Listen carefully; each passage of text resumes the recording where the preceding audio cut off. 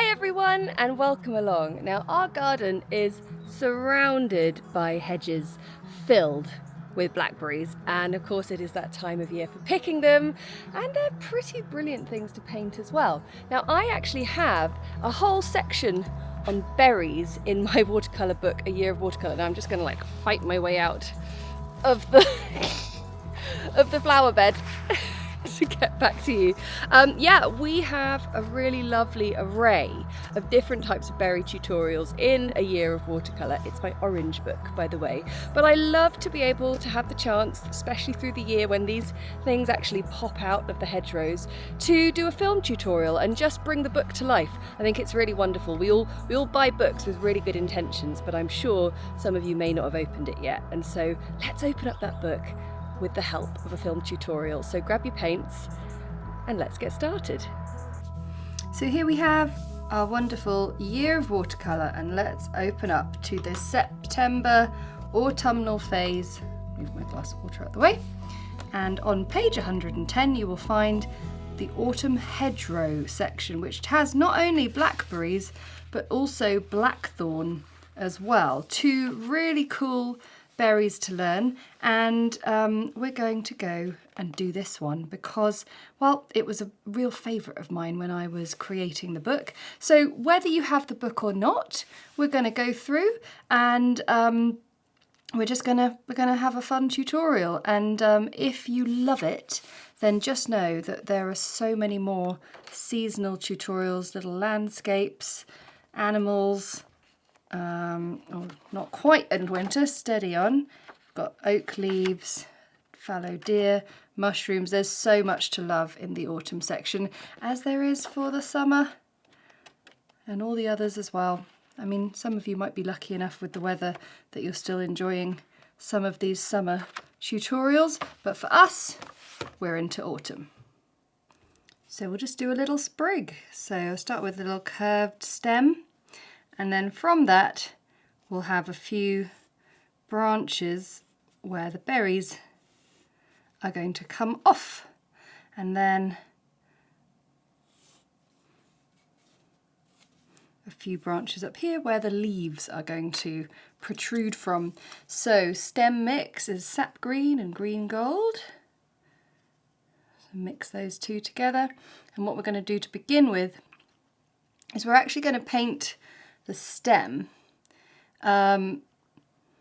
making sure that we sort of leave space for leaves. So the leaves, I find they tend to grow in threes off the blackberry stem, so you could always just plan your leaves just to make sure that your stem isn't going to be too hampered by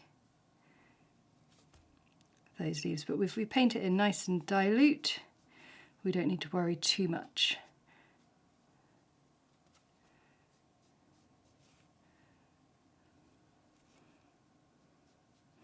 I just love this book because it's, I mean, maybe I'm a bit of a nerd, but I just get really excited when I open up a page of the book and I look outside and I see the very thing growing that I've sort of listed in the book, and I can get out and get the exact real living article to then paint, because there's nothing like painting the real thing, is there?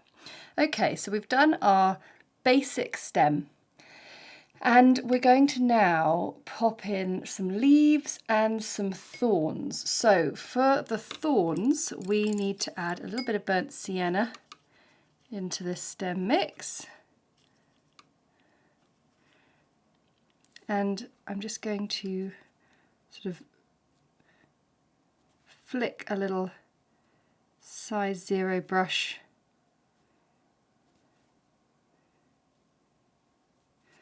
onto the stem. It's a little sort of two-tone shape, isn't it? And the thorns are horrible, but I suppose they're there to protect the plant. But ow, is all I can say. We've already been picking a few blackberries this year, so they get just a little bit smaller as they go down the stem. We can always add some more later, but that looks pretty good to me.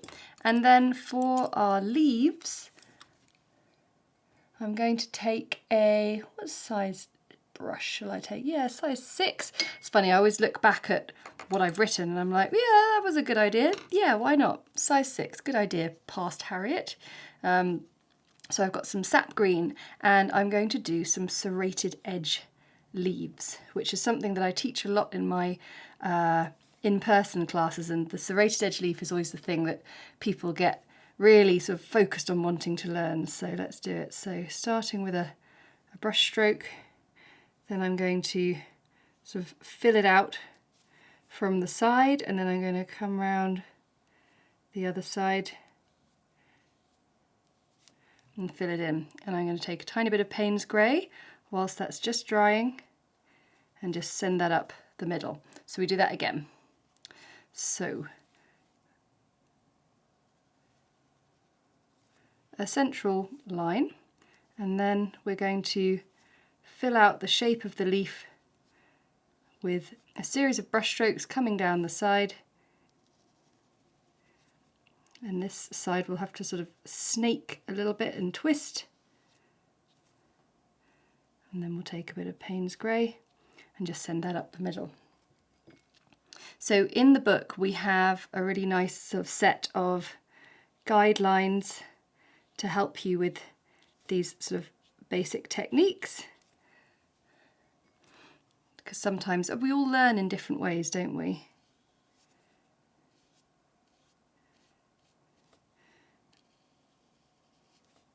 But what I love is the way that you can achieve control even with one of these larger brushes because of the pointed round bristles.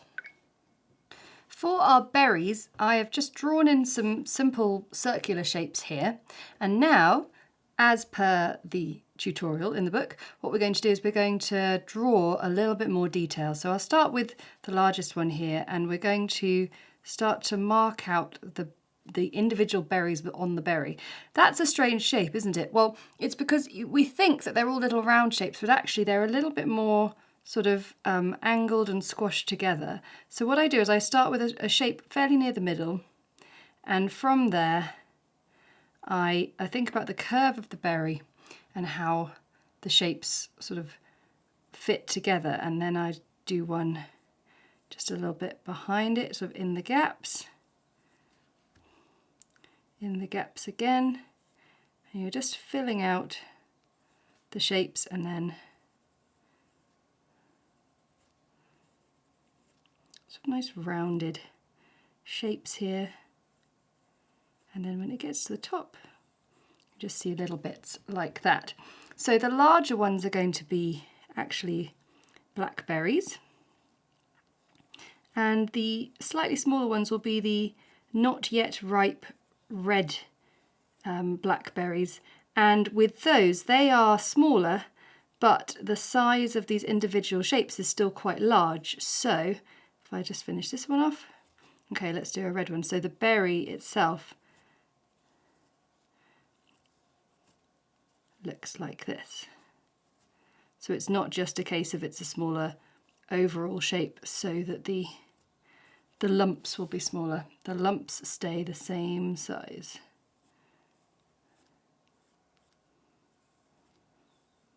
In the book we also have a little guide for the greenest ones, the ones that are barely ripe at all, just growing.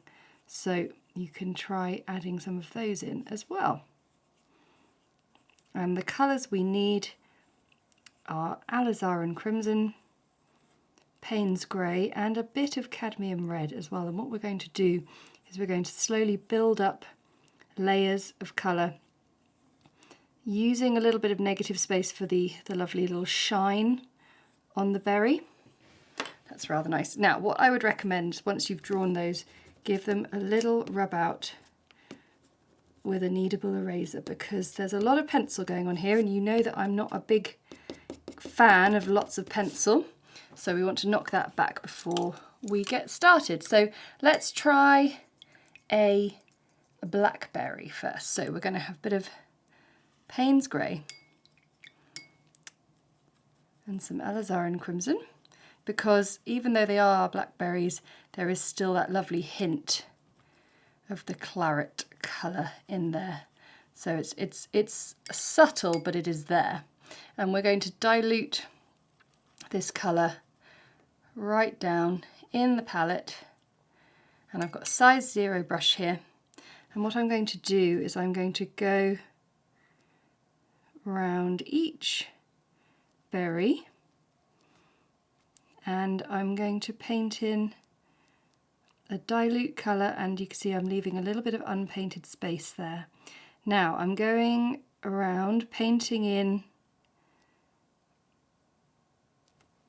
the berries that are not touching each other so that they get a chance to dry.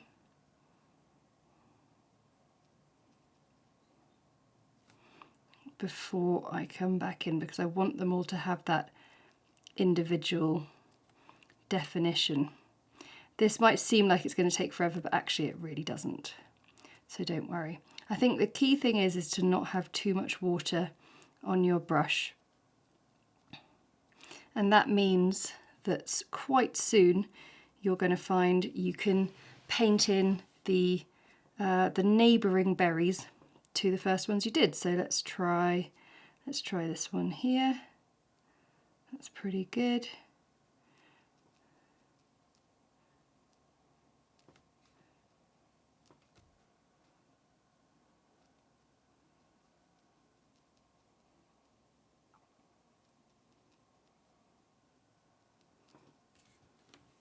And this leaves you with a lovely first layer of the blackberry. So for the red berry mix, we've got cadmium red and alizarin crimson, just mixed up together there. And just in the same way as we did with the blackberry, I'm going to dilute it right down and start to paint the berries. When I was developing this tutorial, I remember almost dreading having a go at blackberries, because I just thought, oh come on, there must be a shortcut to doing all the little separate sections and segments. And then I sort of started painting this, and I really enjoyed the satisfaction of slowly building up the layers, and realised that watercolour is many things, but there are times when you don't want a quick shortcut and you want to be able to take your time. And this is the perfect tutorial for that, and maybe the general autumn feeling of slowing down and getting a bit cozy is the perfect kind of vibe for painting blackberries. So the beauty of this is, whilst one set of berries is drying, you can paint the others, and vice versa. So it all's drying time, painting time, drying time, painting time. So what I'm going to do now is get a slightly more concentrated blackberry mix, and I might go down a size of brush. It's all up to you really whether you like the control of the brush you've got. But now I'm going to go back and do, it's a glaze really, it's still quite a dilute wash on top, but you're just building up the intensity of the colour of the blackberry. But you can see I'm leaving some of that first colour visible. It is amazing actually what you can achieve just with a still very dilute colour that's just a little bit stronger than the previous layer you put on. And what we're going to do, as per the book, is we're just going to build these layers up just a few stages slowly to allow the colour to really intensify until we can just place in a tiny bit of concentrated blackberry colour and get this most amazing shine and intense sort of depth on the berries, all using watercolour. So I'm just finishing off the berries. I've left this one unpainted so you can see the difference, and it's just a lovely, rather therapeutic, slow process to get all these berries painted in. And I think you can be a little less worried about waiting for each one to have dried fully before you paint the one next to it. You can see I'm painting them in right next to each other without too much trouble. And guess what we do next? We do it one more time with even more concentrated colour, but even smaller additions. So it's really in the nooks and crannies at this point. So I'm going to go down to a 4/10 brush, if I can find it. Here we are. Really little one. And just up the concentration once again with the berries. So this now will be much more of a sort of edging like that. So then I can clean the brush off and just sort of smooth in.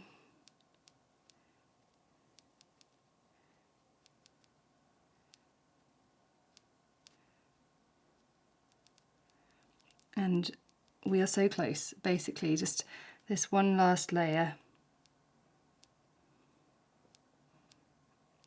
which then once dry will do just a little glaze over the whole berry, just to darken and intensify the colour after doing all this very careful work. And trust me, it is worth it.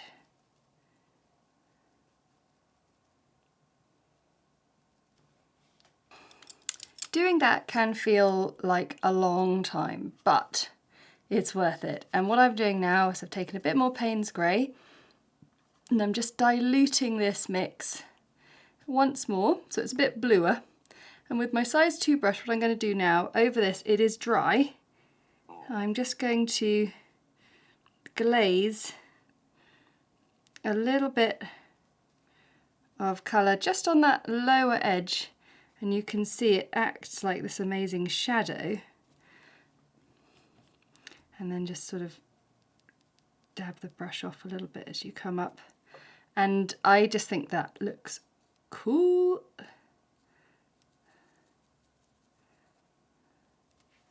Because all the work you've done underneath still really shows up, but it just, it brings it all together really nicely. So to do with the red berries, add some Payne's Grey to the berry mix just to knock it down a little bit.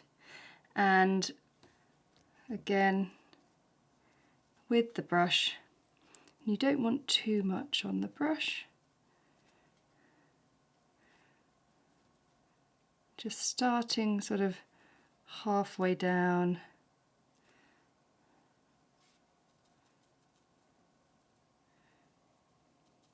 And then just leaving the top unpainted. And I like the idea of adding just a little bit more alizarin crimson, not alizarin crimson, Payne's Grey in the bottom of those. And that looks great. Really, really happy with those. So we're now going to just focus our attention back towards the stems and the leaves, and then we'll be done. So we just need a little bit of detail, really. So I'm going to get the rigger brush, which is this wonderful long, slender bristled brush, and we're going to paint some Payne's Grey, a bit more concentrated this time, onto the leaves and create some leaf lines. And here we go. Okay, so that sort of central line that we got from the unpainted space is quite useful, and then just curving away.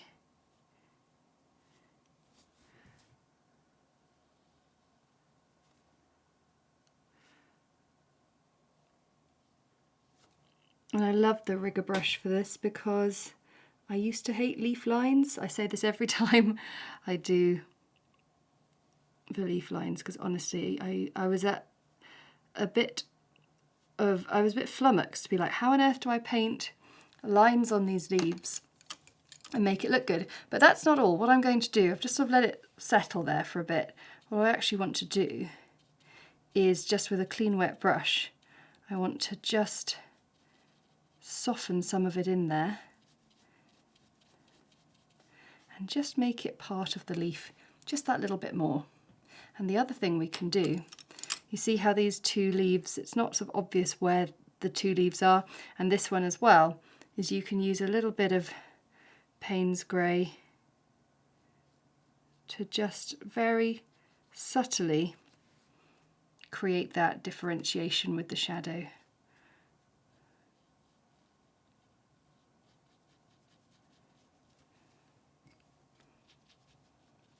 And just smooth that in. I think that is a great little trick. So to finish off this piece, I've got a bit of burnt sienna mixed in with Payne's grey, and I'm going down the stem adding lowlights, and you can see it makes such a difference. So just with my size 0 brush, trying out just a bit of Payne's grey on its own, a bit with the burnt sienna, just sort of adding these lowlights, and then also getting a bit of sap green in with the dark mix and adding a low light to these little leaves coming off the back. And we need a few sepals coming off the berries.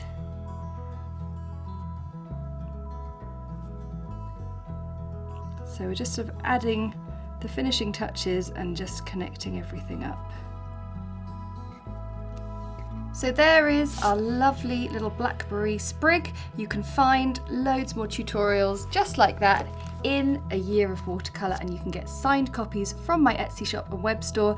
Episode notes have the links below. But for now, thank you so much for watching. Don't forget to like, comment to let me know how you got on with that one, and to subscribe. You'll never miss another video. Just hit the subscribe button and the little notification bell, and we'll see you again next time. Bye!